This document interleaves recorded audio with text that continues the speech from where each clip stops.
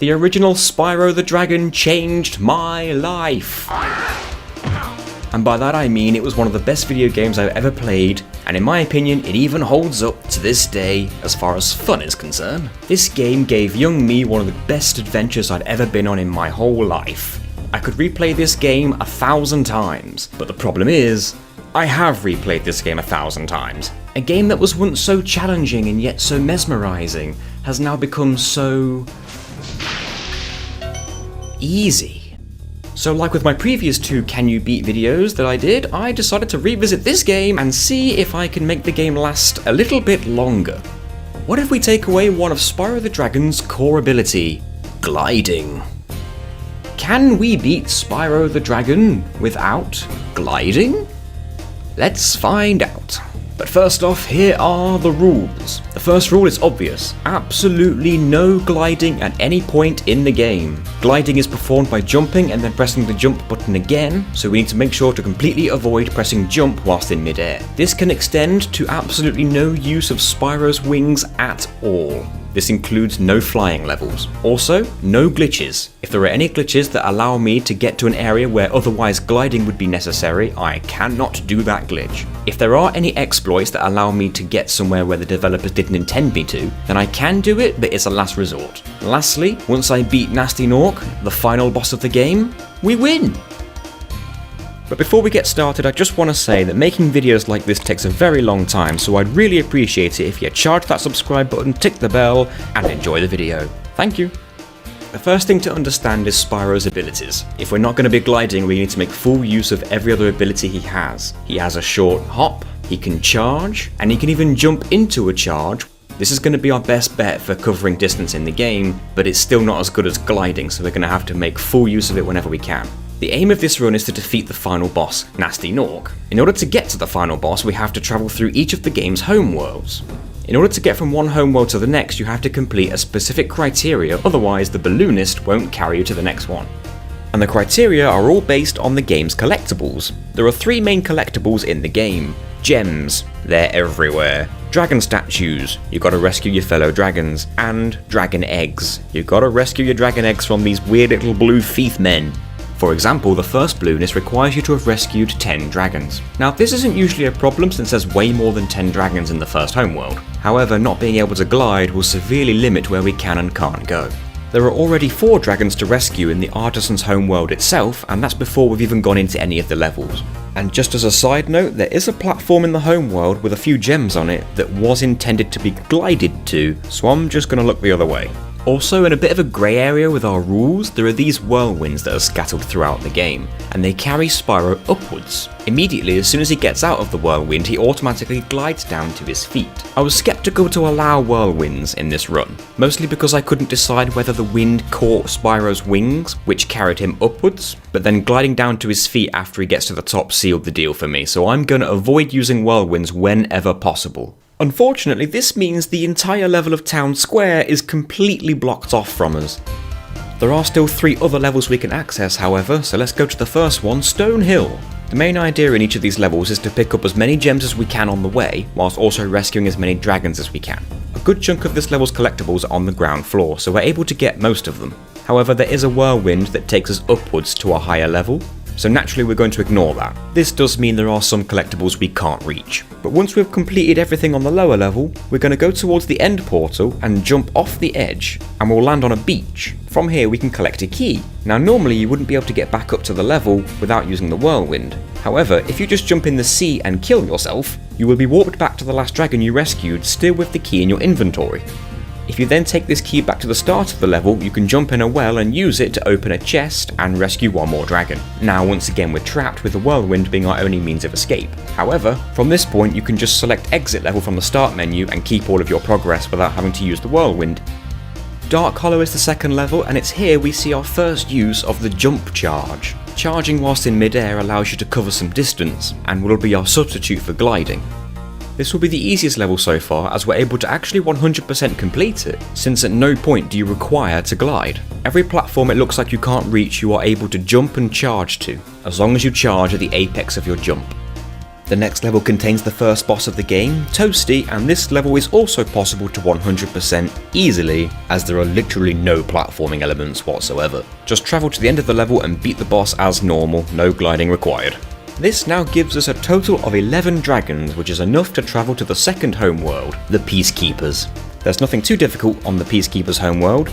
Everything is collectible, except there is one small platform surrounded by purple viscous liquid that will kill you, and it's a bit too far away to make without gliding, but other than that we can collect everything else. The second balloonist now requires 1,200 treasure in total. Right now we have less than 500. So we've got some work to do. So the first level we're going to tackle is Dry Canyon, and straight away we can see that we need to rescue our first dragon egg.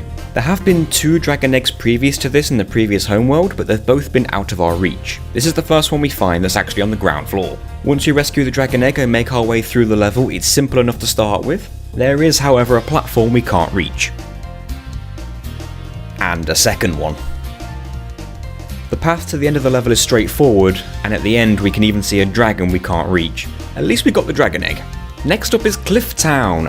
Once again, getting to the end of the level is very easy, but not only are there a lot of buildings here that you can get to if you could glide, but there's actually an entire half of the map you can't get to at all unless you glide over the giant chasm. So not only are we going to have to skip half the roofs in the level, we're going to have to skip that entire half of the level. We can, however, get our second dragon egg here. Onto the Ice Cavern now, another level where you don't actually need to glide that much. There are 5 dragons on this level and we can rescue all of them. The only real need to glide in this level is to get to this key that's suspended on an island in the sky. Doesn't matter how you approach this key, you won't get it without gliding. Trust me, I've tried. Upon returning to the Peacekeeper homeworld, I then remembered there was a thief with an egg here, so I took him down to get our third egg. Finally, we move on to this homeworld's boss level, Dr. Shemp. And for the first time so far, we find ourselves in a level we're very limited on. Before long, you'll find you can't make any progress unless you ride one of 2 whirlwinds upwards. This puts an early dead end on this level, so we'll just have to cut our losses and leave. We can't even rescue the dragon here. However, regardless of defeating the boss, we still have 1,600 plus gems, which is more than enough to move on to the next homeworld. The Magic Crafter's homeworld now is another simple affair. There are even 2 dragon eggs here, which takes our total to 5. Before entering any of the levels, I check what the balloonist requires to move on to the next homeworld after this, and it just so happens to be 5 dragon eggs, which we already have. But if you think that means we can skip all the levels in this homeworld, you would be wrong. We need as many dragons and treasures as we can find. Trust me, it'll be important later. So the first level we're going to tackle here is Alpine Ridge, and boy was this level unkind to me. As soon as you rescue your first dragon, there are 2 tricky looking jumps. It takes a little bit of practice, but with the right timing you can get a jump charge and make both of these jumps. However, very soon after that, there's a third jump that you just cannot make. I would love for someone to prove me wrong on this, but I tried to make this jump so many times and I failed over and over. In fact, I would go so far as to say as it's not even close. This jump is impossible. And as there are no other directions to go in this level, that brings us to the end. We weren't able to get much done in that one, let's hope there's better luck in the next one. Next up are the High Caves. Straight away we're able to rescue a dragon, and we're even able to jump charge to this roof to get some treasure. However, immediately after that we have these 2 moving platforms. They're very far apart and very difficult to traverse without gliding. After a few failed attempts, I decided to try the other direction, and then I remembered the other direction was full of killer metal ants. Unless you either have the supercharge or the super flame power up, these ants are invulnerable. I didn't want to continue taking any risks, so I decided to move on to the next level. And that next level was the Wizard Peak. At the very start we can see a hidden path to the left which contains some bonus treasure. We can't go this way for long though because there's a whirlwind at the end of it. The rest of the level is fairly straightforward. There are a lot of supercharged sections in this level, and these allow us to make the large jump over to this platform in the distance. It was easy enough getting to this platform, but the only way to get back is to glide. So it's a good thing killing yourself doesn't lose your progress. The only real annoyance about this level is the wizards hide on these balconies high up that we can't reach without gliding. I tried to be clever and use the supercharge to turn back on myself, run back up the ramps and jump onto the balconies, but then this weird thing happened. Once I got to the top of the ramp I lost all momentum, but I was still supercharging. Oh yeah, there are 2 dragon eggs on this level as well. We no longer need dragon eggs to progress the game, but it'd be nice to see how much we can do without gliding. Onto the boss level now, Blowhard. This level is very linear. There are some moving platforms, but they can all be made with regular jumps. And the hardest jump in this level can be made with a jump charge. Other than that, you just chase the boss to the end of the level and defeat him. You can even get 100% on this level, not seen that in a while. And with that we can travel to the third home world, the Beast Makers. First things first, we're going to travel to the end of the Beast Makers, collecting as many dragons and gems as possible, and then find out what the criteria is to get to the home world after this one. And it is at that point we discover that we need to rescue 50 dragons to progress beyond this point. Up to now, we've only been able to rescue 34. And even if we're able to get every single dragon in every level within this homeworld, that would still only take our total up to 44. Things were looking bleak, but we're going to persevere through these levels anyway. I will just quickly mention there are some gems and a key that you can't reach because they're out in the middle of the swamp on a tree stump. It's impossible to get this without gliding, I've tried many times. So let's start with the first level here, the Terrace Village. There are 2 dragons to rescue in this level, and we're able to get both of them. So this takes our total dragons to 36. It's only at the end of the level where the jumps start to get a bit more tricky, and there's even a whirlwind to take you to the end of the level, so we can't even get to the exit portal. We have no choice but to quit out from the pause menu. Moving on to the next level, it's the Misty Bog. Straight away I knew this one was going to be a challenge because there's a lot of platforming over swamp water. A good majority of the jumps early on we can make with the jump charge, and we can see where we'd like to end up, the top of this very tall tree stump. Easier said than done. Eventually the distance we need to clear got bigger and bigger. We had to start taking some risks. We were forced to take damage by landing in the dangerous swamp water just to make it from one ledge to another. This meant a bit of health management was needed. Regardless of that, we are able to get most of the gems in this level, and all 4 dragons. There is however a secret route in this level right near the end. It seems like it's impossible to reach without gliding, but with some nice timed jump charges it is possible to get your way up there. Unfortunately, the only way to get down to the tree stumps is by gliding. This means we're not going to be able to get the last remaining gems on the level. However, on the plus side, we do now have a total of 40 dragons. And now it's time for everybody's favourite level, the treetops. This level is infamous for all its supercharges over insta-death pitfalls, but our first challenge is actually getting to the first supercharge. This might be the tightest jump we've had to deal with so far. I failed it several times, but I did eventually manage to make it just by standing on the very edge. The majority of the rest of the level is basically all about chaining these supercharge ramps together to get to other platforms otherwise unreachable.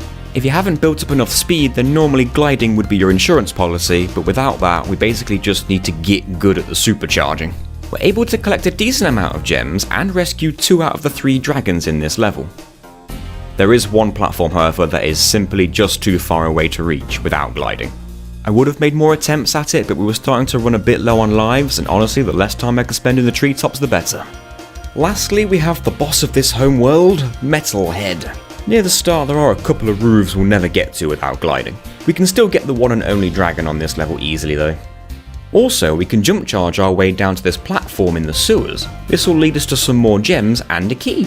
Normally you can't get back out of the sewers without a whirlwind, but the usual method of killing yourself will respawn you to the dragon you rescued and you'll keep the key. And from there we just win the very easy boss fight. Just remember to open the treasure chest on the left side of the boss room with the key. Now so far, we've visited every level that we can visit without gliding, and we only have 43 dragons. This is 7 short of the 50 we need to progress the game. It was time to backtrack to the old levels and see what we can do. After revisiting some past levels, armed with nothing but more persistence than ever, we were able to rescue 3 more dragons. Do you remember that second awkward jump in Dry Canyon? Turns out you can reach it after all. This helped me get 1 more dragon and a few more gems. And then I revisited the high caves, and I realised I gave up on this level far too easy. First of all, as long as you're quick, you can outrun the metal ants.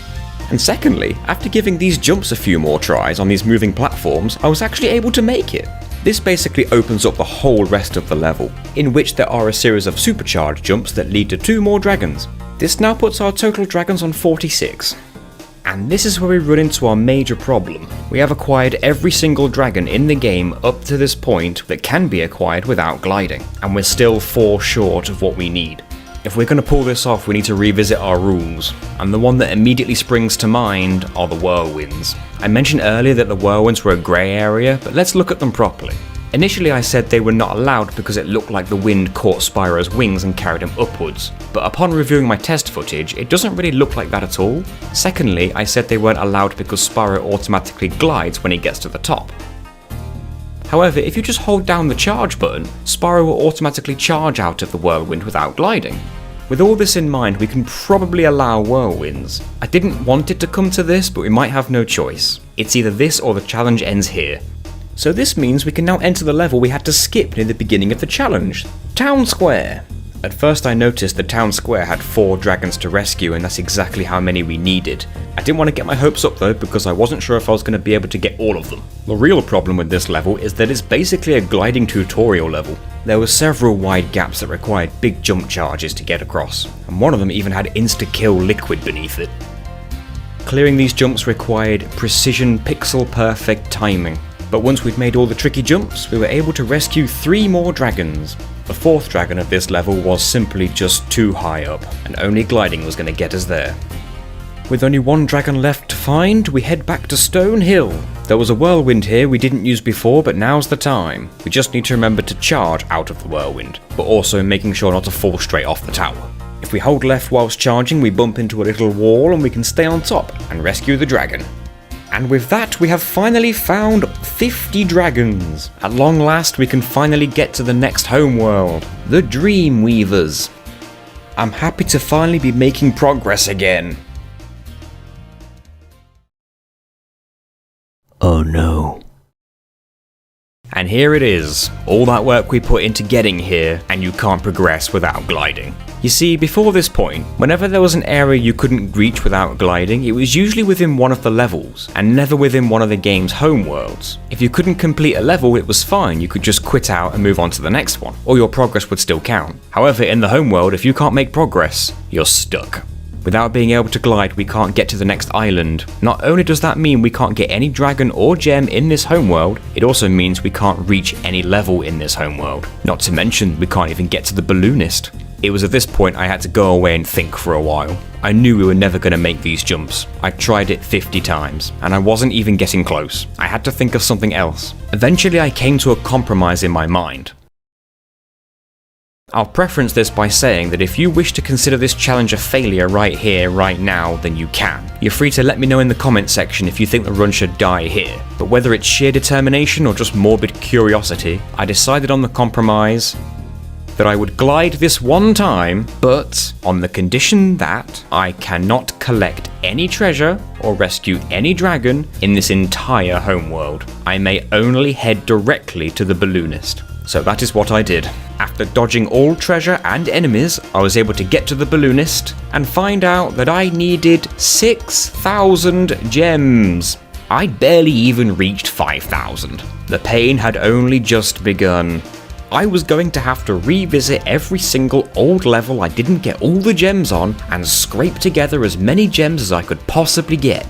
There were some gems on a high platform in the Artisan homeworld I thought I couldn't reach. Turned out with some practice I could reach them. Remember that platform with the 4th dragon on in Town Square? Well, I learnt about an exploit. If you jump with your back against a ledge whilst spinning around, you gain a tiny bit of extra height. Combine that with a charge at the top of your jump and you gain just enough height to get on top of this platform. This allowed me to reach a bunch of more gems in Town Square that I'd missed before. This wasn't the only jump I didn't realise was possible in Town Square. I even managed to jump on this platform up here with some more gems on it. This was not the intended way to get here.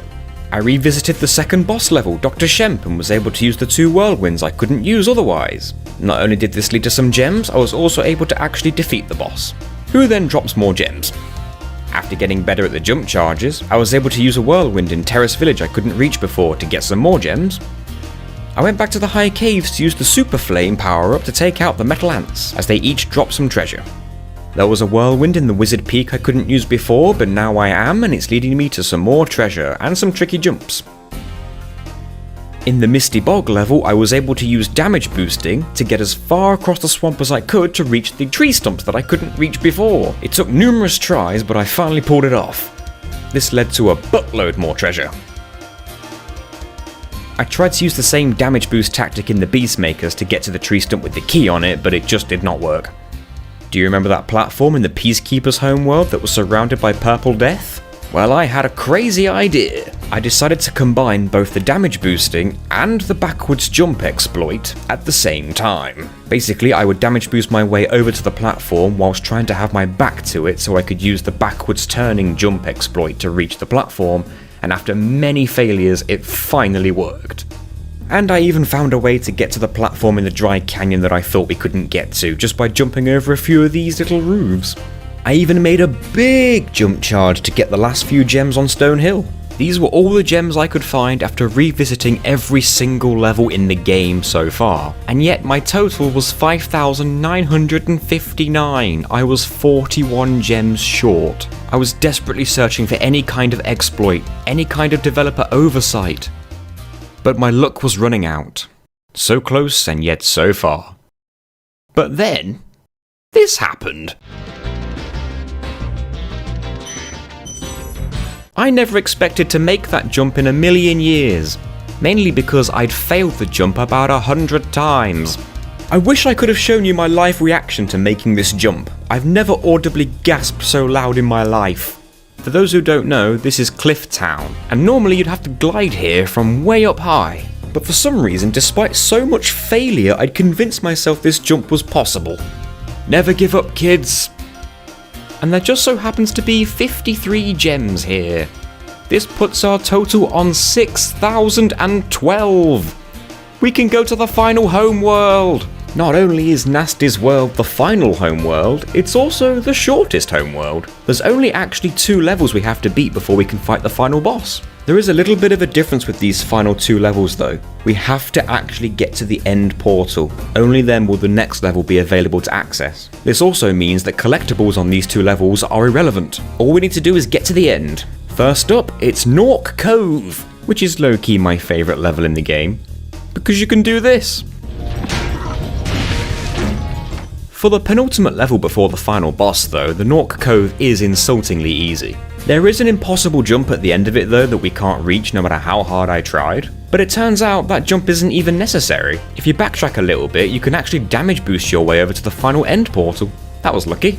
And now the final level before the final boss, the Twilight Harbour. And the most difficult thing about this level were the enemies, because this time they were packing heat. The only part of this level you can't reach without gliding is this platform with 3 gems on it. C'est la vie. And with that we beat the final level. All that's left is the final boss of the game, Nasty Nork. This boss fight has 3 very short phases. The first one involves chasing down these thieves to get 2 keys, and the second phase involves chasing Nasty Nork himself, both of which can be done with no gliding. The final phase, however, sees us jumping over a series of moving platforms over insta-death pits, and some of these platforms can be quite far apart. How fitting is it that the finale of the run be a series of challenging jump charges? I did fail these jumps a few times, but I could clearly see that every jump here was possible. So with enough practice, I got over every single one, hit the final blow, and I beat the last boss of the game. The run is over. Can you beat Spyro the Dragon without gliding? No, you can't. The fact that there is only one section in the entire game where gliding is mandatory is a massive shame. I know I said I'd leave it up to you guys whether or not you consider the run dead here, but personally I have to think it's a failure. My compromise and my continuing of the game was merely just an excuse for me to carry on and beat the final boss. Morally I should consider the run died in Dreamweavers. But hey, you're all free to let me know what you think. Thank you all for watching, this has been great fun and it took a very long time, but it was worth it. And depending on how well this video does, maybe I'll do Spyro the Dragon 2, Gateway to Glimmer. That is what it's called, don't at me. Thank you all so much for watching this video and making it all the way to the end. I basically had to learn the nuances of this game as I was doing the challenge on the fly, so I really appreciate everyone who had the patience to put up with my backtracking. I kinda regret the whirlwind rule, but at least it allowed us to explore the levels in a different order, and that kinda helped make the game interesting again. I do want to give a massive thank you to our Twitch subscribers. Your names are on screen right now, but I'm going to read them out for you anyway. Thank you so much to Duncan, Evolved Pixel, Gelp, DTG Finn, The Designer, Major Vengeance, Lacerated Hunter, Game Time Official, Tim Zero, Dark Matter, Crixus, Thick Boy Toaster Soup, John Fitz. Some amazing names there, thank you all so much. This was a great video to record, thank you all so much for watching if you made it this far, and there's links on the video to more of our videos. The aforementioned Rayman one, the Croc one's probably on there as well. There's a Croc video, check that out too if you've not already. Thank you all so much, I love you all, bye!